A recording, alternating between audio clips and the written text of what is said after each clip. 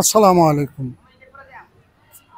আমি এখন যেখানে দাঁড়িয়ে আছি সেটা হলো আমাদের মুক্তারপাড়ার মাঠ, ঐতিহাসিক মুক্তারপাড়ার যে আমরা চিনি, এটা হলো ঐতিহাসিক মুক্তারপাড়ার মাঠ। সেখানে ঈদগার আমরা নামাজও পড়ি।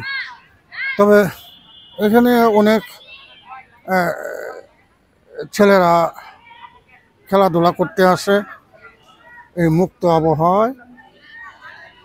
আর এখন আমি যতটুকু দেখেছি যে এখানে খেলাধুলা করতে গিয়ে কিন্তু দেখতে পাচ্ছেন যে এই দুবরা আছে, দুবরার পাকে পাকে যে এখন এখন আমাদের যিনি জেলা প্রশাসক আছে বনানী বিশ্বাস, ওনার দেখেছে, ওনার নজরে পড়েছে যে দেখতে পাচ্ছেন সাদা সাদা যেগুলা আছে সেটি কিন্তু গর্ত ছিল।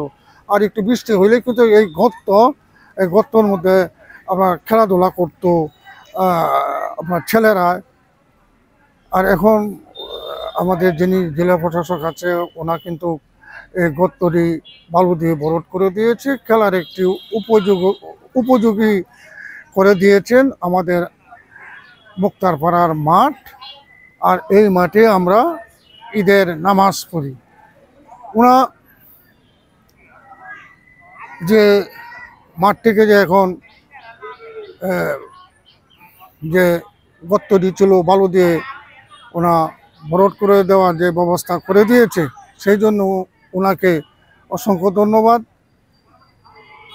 আসলে আমরা দেশকে ভালোবাসি, দেশের মানুষকে ভালোবাসি।